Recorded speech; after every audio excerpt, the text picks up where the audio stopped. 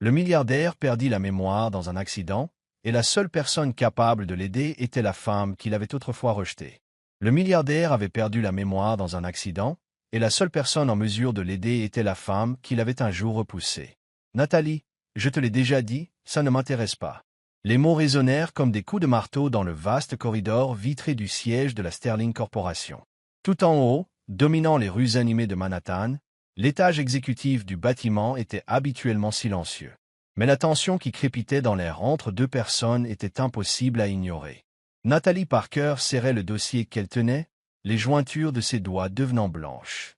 Elle portait un chemisier bleu marine simple et une jupe jusqu'aux genoux, une tenue à la fois professionnelle et sobre. Ses boucles brunes étaient rassemblées en un chignon bas.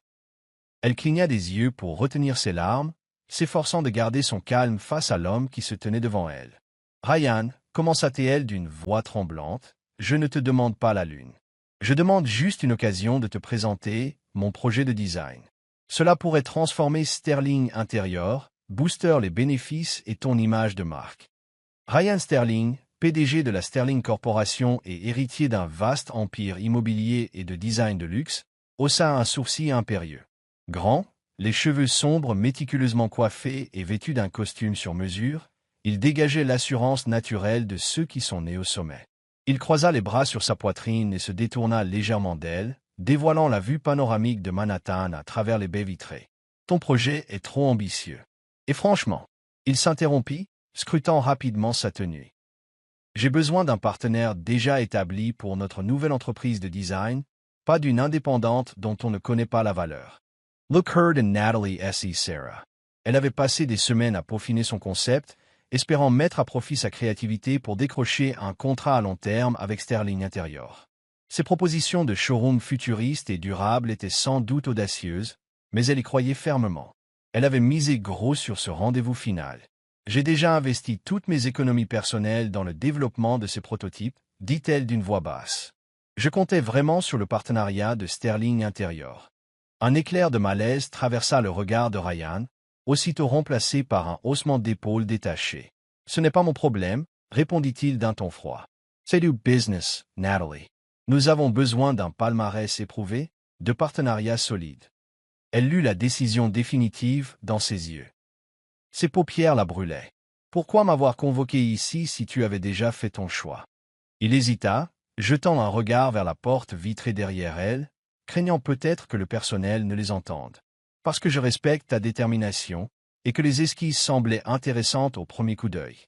Mais après examen approfondi, il est clair que tu ne réponds pas aux standards qu'exige Sterling Interior. » Ces mots la transpercèrent. « Pas à ton niveau. » C'était une attaque personnelle, mais hélas pas si surprenante. Ryan Sterling était réputé pour ses méthodes impitoyables. Il attendait la perfection et balayait ceux qui n'y arrivaient pas.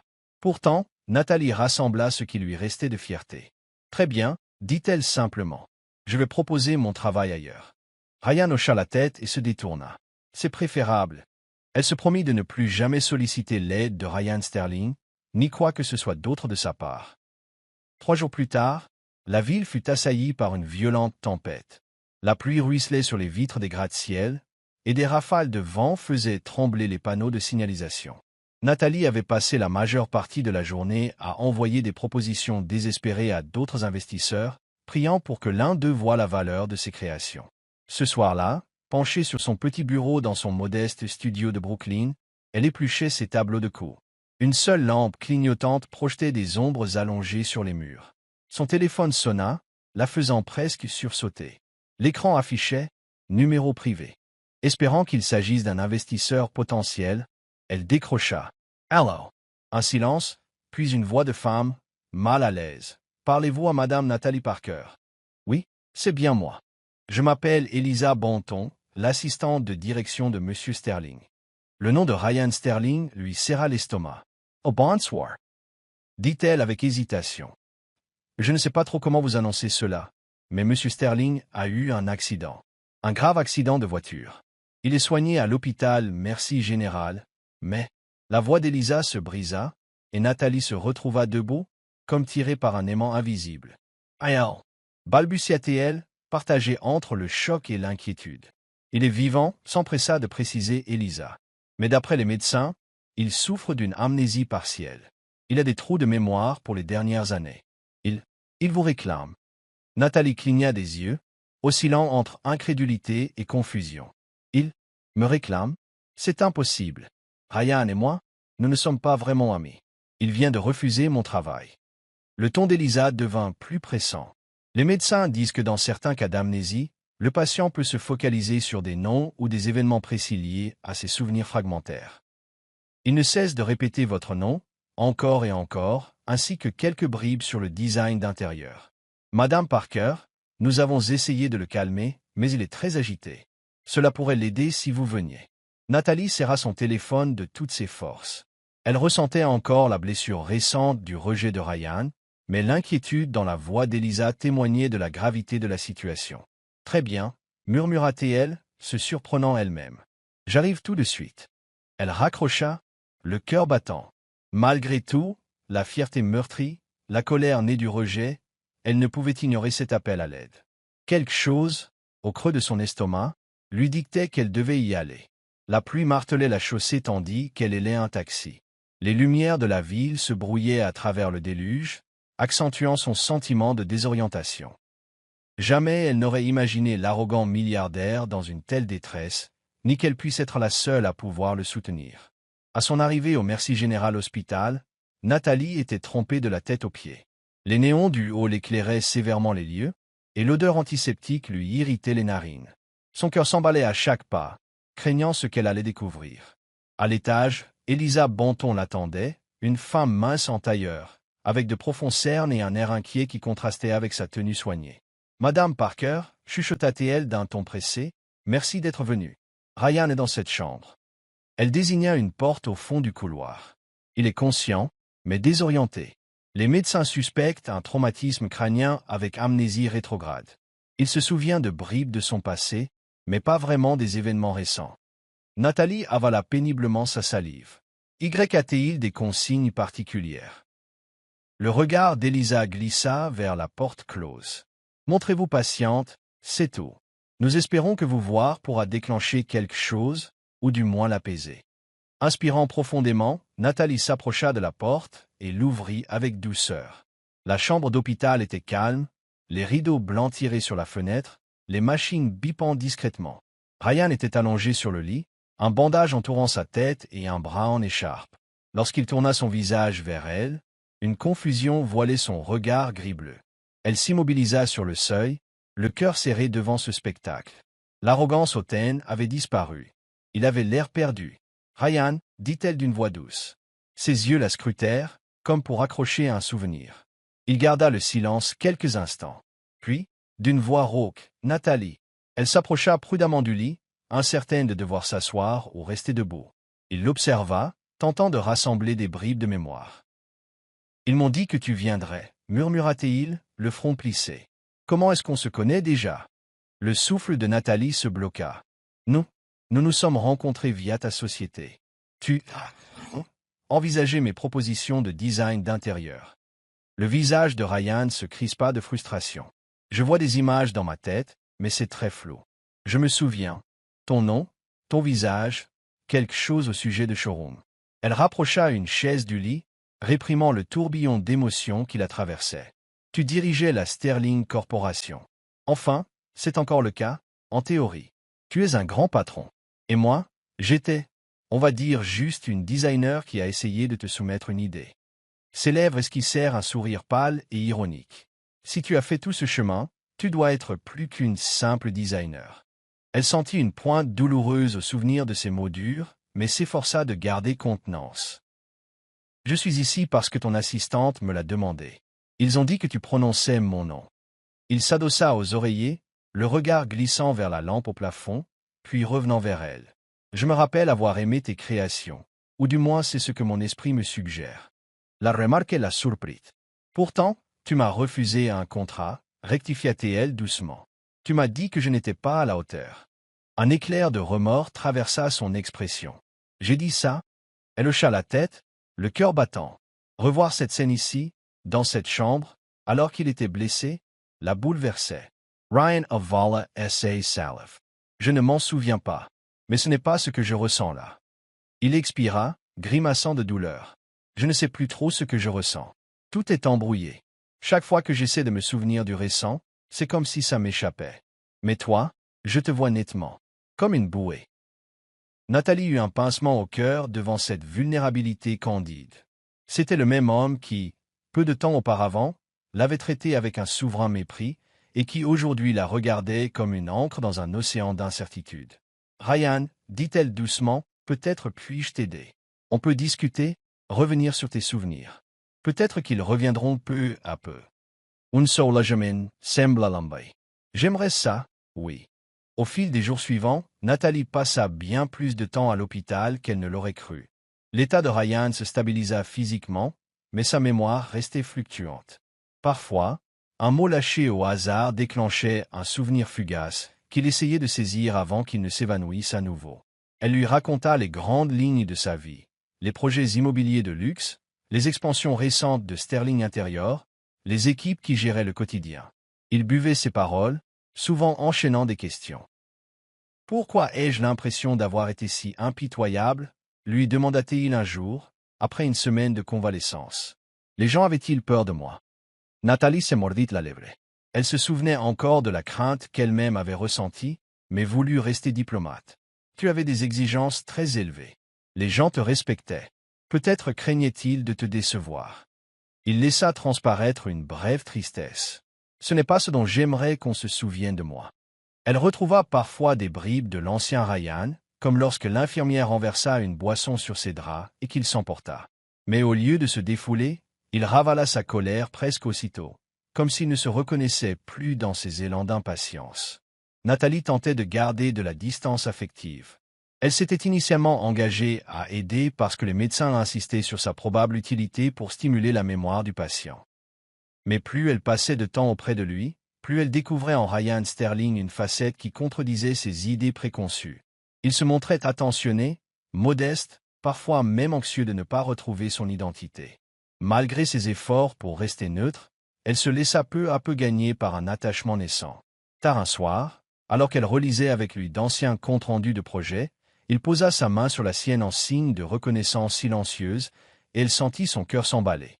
Elle savait qu'elle devait rester prudente, mais il était difficile de ne pas compatir à cette détresse si démunie, si différente de l'homme arrogant qu'elle avait connu. Une nuit, alors qu'elle rassemblait ses affaires pour partir, il la retint d'une voix basse. « Nathalie, reste encore un peu. Je déteste me sentir seule dans ce vide. Et toi ?»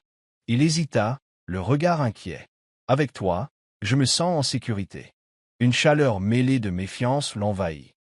Elle hocha la tête, reprenant place sur la chaise. « D'accord, mais juste un moment. » Ils parlèrent de choses légères, plats préférés, souvenirs d'enfance, tout ce qui pourrait faire revenir un souvenir.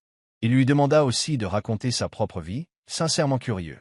Quand enfin elle partit, tard dans la nuit, le cœur en ébullition, elle jeta un regard sur les lumières nocturnes depuis le parking de l'hôpital, se demandant si elle ne faisait pas une erreur. Car elle n'oubliait pas ses paroles, ce rejet si humiliant. Et si, une fois guéri, il redevenait cet homme froid? Après près de 3 semaines d'hospitalisation, Ryan obtint son congé pour poursuivre sa rééducation en externe. Les médecins recommandaient un stress minimal, mais la Sterling Corporation réclamait sa présence, car la rumeur sur son état commençait à circuler. Une demi-douzaine de membres du conseil d'administration exigèrent une réunion pour juger de sa capacité à diriger l'entreprise. Nathalie l'accompagna à sa demande, même si elle se sentait peu à sa place au milieu des hauts cadres impeccablement vêtus. En entrant dans la salle de réunion aux parois de verre, perchée au sommet d'un immeuble de Manhattan, le silence se fit. Les administrateurs, certains d'âge mûr, d'autres élégantes femmes en tailleur, l'observaient avec une curiosité mêlée d'inquiétude.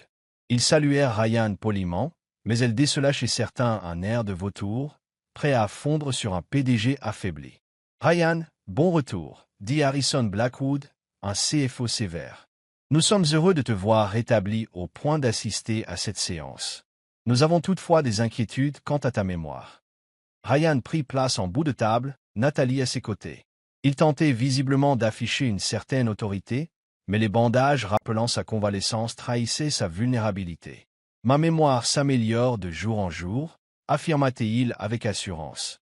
« Je suis prêt à assumer bientôt la totalité de mes responsabilités. » Une femme aux cheveux argentés coupés courts, Aurora James, se pencha en avant. « Et qui est cette jeune femme » demanda-t-elle en désignant Nathalie. « C'est Nathalie Parker » expliqua Ryan. « Elle m'aide à reconstituer mes souvenirs. » Quelques administrateurs échangèrent des regards circonspects. Harrison reprit la parole. « Ryan, nous sommes surtout préoccupés par le projet d'aménagement intérieur. Tu as investi des fonds pour développer l'expansion et inaugurer un showroom d'envergure, mais tu n'as participé à aucune réunion de planification depuis des semaines. » Ryan jeta un bref coup d'œil vers Nathalie, puis reporta son attention sur le conseil. « Je suis au courant. Nous allons poursuivre ces expansions comme prévu. Madame Parker peut assurer la continuité du design. » Un léger trouble parcourut l'assemblée. « Madame Parker » répéta Aurora, interloquée. « Mais nous avons déjà des designers renommés sous contrat. Quelle serait sa place ?» La machoide de Ryan se contracta. « J'estime son point de vue. Elle propose des idées novatrices qui pourraient moderniser notre marque. » Nathalie sentit le rouge lui monter aux joues. Elle ne disposait d'aucune réputation reconnue, et elle savait que le conseil doutait d'elle. Un homme grand et sévère, un investisseur influent, prit la parole d'un ton chargé de scepticisme. « Pardonne-moi, mais Madame Parker nous est inconnue. Ryan, es-tu certain que ton état ne fausse pas ton jugement ?» Le silence tomba comme un couperet. Le regard de Ryan se fit plus dur. « J'en suis certain. Madame Parker est un atout. » Il n'avait pas élevé la voix, mais sa détermination était palpable.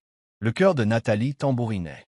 Il prenait un risque énorme en misant sur elle, alors qu'il l'avait écartée sans ménagement quelques semaines plus tôt. « Je souhaite que Madame Parker présente ses concepts. » ajouta-t-il, ignorant le murmure de désapprobation qui montait. « Elle aura l'occasion de prouver ce dont elle est capable, comme elle l'a déjà fait pour moi. » Un silence presque total tomba sur la pièce.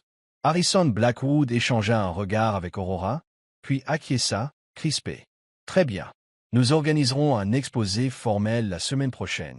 Mais, Ryan, sache que nous avons tous à cœur l'intérêt de la société. Si tu montres le moindre signe d'incapacité, nous serons contraints de réévaluer ton rôle. » Une lueur de colère traversa les yeux de Ryan. Il se leva, ignorant la douleur qui le lança à la hanche. « Message reçu » lâcha-t-il d'une voix sèche. Nathalie ramassa ses notes et le suivit, les nerfs en pelote. Lorsqu'ils gagnèrent l'ascenseur, elle percevait la tension qui émanait de lui. Sitôt les portes refermées, il laissa échapper un long soupir. « Ils ne me font pas confiance, » dit-il, la voix amère. « Ils pensent que j'ai perdu la main. » Hésitante, elle effleura doucement son bras valide. « Alors prouve-leur le contraire. Montre-leur que tu es toujours à la hauteur, voire meilleur maintenant. » Il baissa les yeux vers sa main, puis la contempla. « Merci, Nathalie, d'être à mes côtés. » Le sincère éclat dans son regard fit battre son cœur plus vite. Malgré tout, elle se surprenait à vouloir le protéger. Les jours suivants, Nathalie reprit minutieusement le projet de design qu'elle avait autrefois présenté à Ryan. Cette fois, elle incorpora certaines de ses idées, qu'il extrayait de ses souvenirs fragmentés, un style à la fois minimaliste et ultramoderne, une cohérence de marque, le besoin de faire ressentir aux clients qu'ils découvraient le futur. Rapidement, ils trouvèrent une dynamique de travail.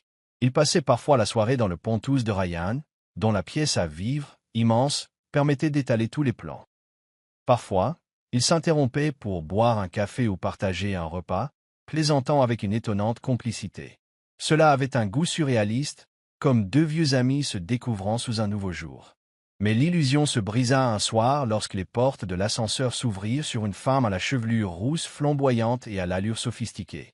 Elle entra d'un pas vif, ignorant d'abord la présence de Nathalie, les yeux braqués sur Ryan. « Ryan, lança-t-elle, d'un ton acerbe, tu ignores mes appels depuis des semaines. » Ryan cligna des yeux, perplexe. « Je ne sais pas qui vous êtes. » La femme s'immobilisa, figée d'incrédulité. « C'est moi, Olivia Graves. On se voyait régulièrement depuis des mois. » Look Heard and Natalie S.E. Sarah. Elle avait déjà entendu parler d'Olivia, une mondaine réputée, souvent photographiée au bras de Ryan lors de galas. « Il a eu un accident » expliqua doucement Nathalie. « Il souffre d'une amnésie partielle. » Le regard d'Olivia se tourna vers elle, surpris mêlé d'hostilité. « De l'amnésie? N'importe quoi. Et c'est toi qui joues les gardes malades, à présent ?» Ryan fronça les sourcils, visiblement mal à l'aise. « Mademoiselle Grave, Je suis désolé. Je ne me souviens pas de vous. Olivia yet unrecaimen.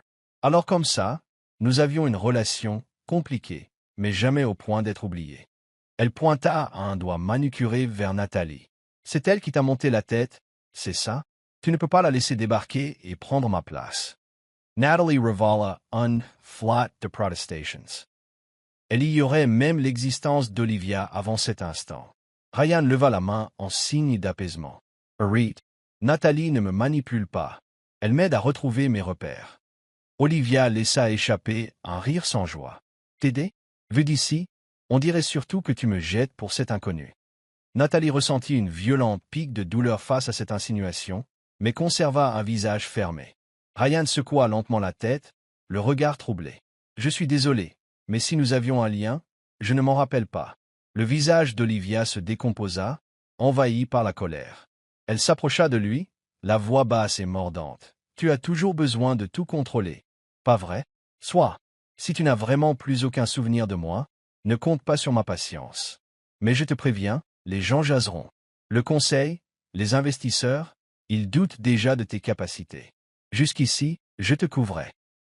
Sur ces mots, elle se retourna, décocha un regard noir à Nathalie et quitta l'appartement, laissant dans son sillage un silence lourd. Ryan expira longuement, massant ses tempes. Qui était-elle pour moi? Demanda-t-il, l'air hanté. Nathalie éprouva un pincement de compassion. Je ne sais pas exactement. Peut-être une amie, ou plus. Mais si tes souvenirs te font défaut, c'est qu'il y a une raison. Il acquiesça, l'esprit ailleurs, contemplant les lueurs de la ville. Autrefois, je savais tout. Qui j'étais, qui j'aimais, comment gérer mon empire. Maintenant, j'ai l'impression de dériver. Nathalie s'approcha de lui, posant une main rassurante sur son épaule. Tu n'es pas seul. On va affronter tout ça ensemble. Ses yeux se posèrent sur la main de Nathalie, puis sur son visage. L'espace d'un instant, un courant de sentiments sembla les relier. Merci, murmura-t-il. Je ne sais pas ce que je ferais sans toi en ce moment. Le cœur de Nathalie se serra. Elle aussi commençait à tenir à lui. Pourtant, elle redoutait de voir réapparaître l'ancien Ryan, celui qui l'avait tant blessé. Le jour de la présentation de design arriva sous un ciel clair. Nathalie revêtit son meilleur tailleur, l'estomac noué. La réunion se tenait dans la grande salle de conférence de Sterling Corporation, une pièce hautement équipée où elle pouvait démontrer le potentiel de ses créations. Ryan, encore pâle mais résolu, refusa toute aide pour se déplacer, malgré les séquelles de l'accident. Les membres du conseil arrivèrent, sceptiques pour certains, curieux pour d'autres. Nathalie débuta son exposé. À l'aide de rendus 3D, elle montra des showrooms audacieux, alliant matériaux écologiques, immersion numérique et expérience client innovante. Elle expliqua comment ces choix pouvaient générer de nouveaux profits et renforcer la réputation de Sterling Interior en tant que leader. D'abord, le conseil resta de marbre. Puis, à mesure qu'elle développait sa vision et ses arguments financiers, elle perçut un intérêt naissant. Harrison Blackwood, si rigide auparavant, se pencha, plus attentif. Aurora James cessa de faire teinter son stylo et sembla prendre des notes avec un certain enthousiasme. Après près d'une heure de présentation, un silence tomba. Impressionnant, admit Harrison, c'est raclant la voix. C'est ambitieux. Madame Parker, on voit que vous avez consacré beaucoup de travail à ce projet. Ryan, resté volontairement en retrait, prit alors la parole. Sterling Interior a besoin d'innovation, dit-il calmement. Voilà la prochaine étape. Un investisseur âgé fronça les sourcils. Mais pouvons-nous faire confiance à ton leadership, Ryan? Avec ton accident, ta mémoire, es-tu sûr de pouvoir relever le défi? La machoide de Ryan se contracta. Ma mémoire est incomplète, mais ma vision pour la société est plus claire que jamais. La preuve, c'est ce que Madame Parker vient de vous montrer. J'apporte mes ressources, elle apporte son génie. C'est ainsi que nous avancerons. Des murmures parcoururent l'assemblée. Nathalie sentit son estomac se nouer, étendant la sentence. Aurora James se leva finalement. En tant que responsable de la cohérence artistique, je soutiens l'adoption de ce concept. C'est audacieux et parfaitement dans l'air du temps. D'autres opinèrent du chef. Harrison leva la main pour obtenir le silence. Nous organiserons un vote définitif la semaine prochaine. Mais il semble que le conseil soit favorable à cette orientation. Nathalie sentit une vague de soulagement la submerger. Elle jeta un regard à Ryan, qui lui rendit un léger sourire. Ce n'était pas encore l'officialisation absolue, mais c'était une étape cruciale. Le soir venu, elle accompagna Ryan dans son penthouse. Leur joie était prudente, mais réelle. Ryan conservait son poste, et elle touchait enfin son rêve. À peine avait-il passé la porte que Ryan tituba légèrement, portant une main à sa tempe. Ryan, s'inquiéta-t-elle, en le soutenant. I'll inspire, let's trade crisps. Juste un mal de tête. Ils s'installèrent dans le salon, où il se laissa tomber sur le canapé, le regard soudain traversé d'un éclair de souvenir. Je me rappelle du jour où je t'ai dit ces horreurs, quand j'ai rejeté ton travail. J'étais pressé par un autre rendez-vous. J'ai parcouru tes designs sans vraiment les lire. Et, mon Dieu, je t'ai dit que tu n'étais pas à la hauteur. Le cœur de Nathalie se serra au rappel de cette humiliation. Oui, tu m'as dit que tu voulais un partenaire confirmé. Je suis parti de ton bureau anéanti. Il émit un son étranglé. Je suis tellement désolé, Nathalie. Je passais sans doute pour un connard sans cœur. Ses yeux brillaient de repentir. Sans hésiter, elle posa sa main sur la sienne. Ce jour-là, c'était effectivement très dur, admit-elle. Mais celui que j'ai appris à connaître pendant ta convalescence est très différent. Il retourna sa main, entremêlant leurs doigts. Et si je redeviens celui que j'étais? Si ma mémoire revient totalement et que je redeviens froid et impitoyable? Elle secoua la tête, la gorge serrée. Tu as le choix. L'accident t'a changé. Mais peut-être que cette épreuve a révélé ce que tu es vraiment, loin de toute cette pression. Il la fixa avec intensité, un flot d'émotion dans le regard. Je tiens à toi, Nathalie. Même si je ne me rappelle pas tout, je sais que c'est réel. Et je veux devenir quelqu'un de meilleur, quelqu'un qui mérite ta confiance. Un élan de chaleur et de vulnérabilité la traversa. Elle réalisa qu'elle s'était attachée à lui, à ce nouveau Ryan sincère et fragile. Mais la crainte persistait. J'ai peur, Ryan, murmura-t-elle, que, quand tes souvenirs seront au complet, tu me rejettes à nouveau. Il lui caressa doucement la joue, l'approchant de lui. Je ne le ferai pas. Avant qu'elle ait pu répondre, il posa ses lèvres sur les siennes, d'abord avec hésitation, puis avec plus de profondeur, un mélange de désir, de regret et de promesses. Elle se laissa aller à ce baiser, des larmes perlant à ses cils, le cœur battant à tout rompre.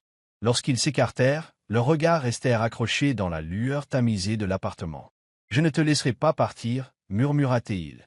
Plus jamais. » Les semaines suivantes furent agitées. Le conseil valida officiellement le projet de Nathalie, assurant le futur de l'expansion de Sterling Interior. Ryan, malgré quelques trous de mémoire persistants, prouva qu'il était toujours apte à diriger. Il signa avec elle un contrat formel, la nommant responsable de la nouvelle division de design.